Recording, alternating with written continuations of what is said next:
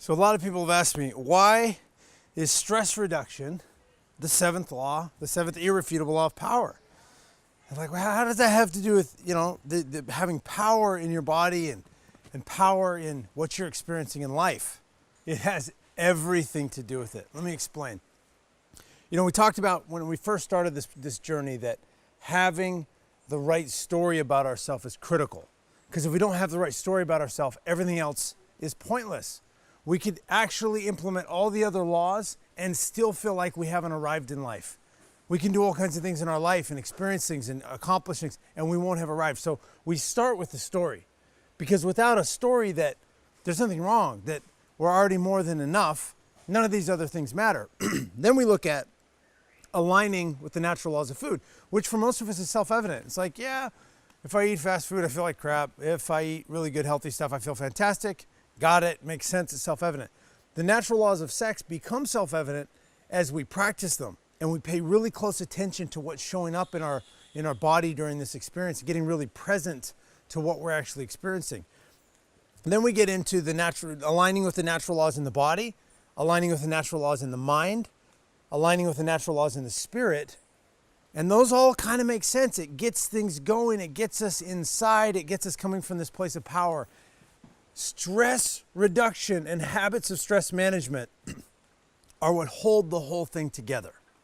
Without those, what happens is when we start to create more, we have more things that come at us.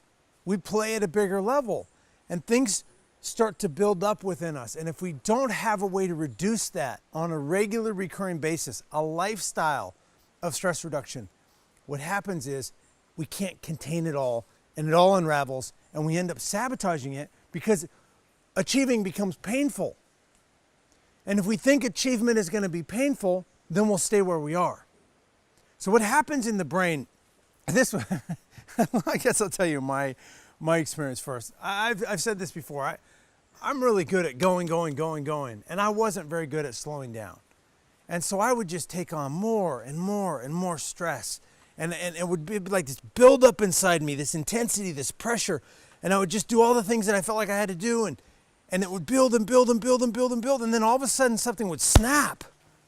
And it was like my brain would shut off. And I would do stupid crap. I would indulge in activities that left me feeling shameful afterwards. That left me feeling like, and then I question myself and I go, oh, you know what? I'm just a piece of crap. I'm not who I said I was. And my inner dialogue went into this spiral and it resulted in self-sabotage. And I didn't know it was all about stress. See, here's what happens. When we have this stress that accumulates in our nervous system, imagine it as if it were a spring. And as we add stress throughout the day, it starts to wind tighter and tighter and tighter and tighter. And you know what I'm feeling? You know this feels inside of you because you've had this experience. It starts to build and build and build and becomes more and more intense until we're just on the edge and anything will just get us to snap.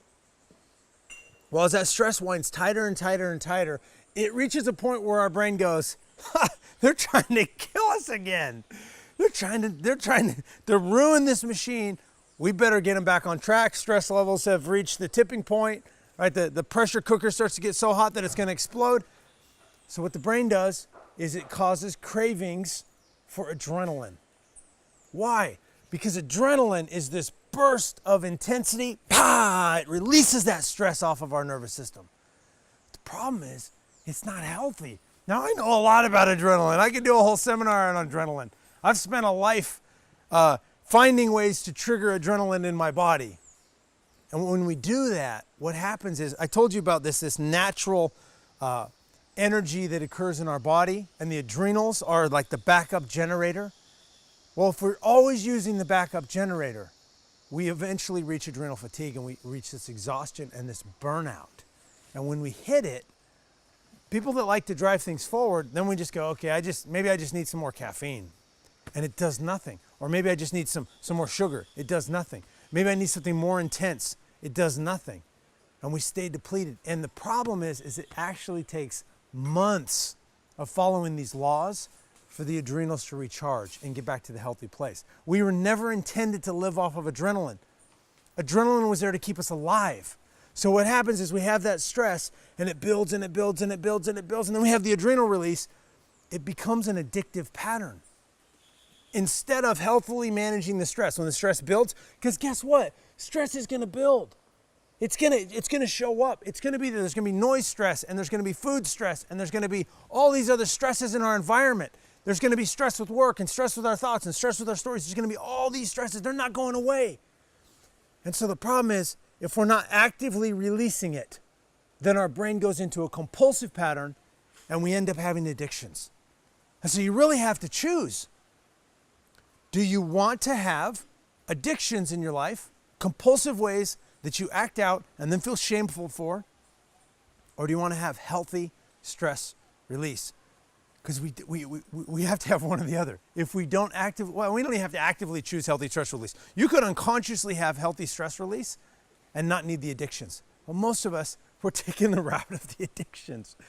So I want to invite you in this process. I'm going to teach you in this series on stress management and stress reduction, how to actively reduce stress out of your system every day as a lifestyle, as a way of being, so that as you build your life, as you align with these laws of power, as you experience them within, you can hold it together and you can contain it because you're releasing that stress on a regular, recurring basis.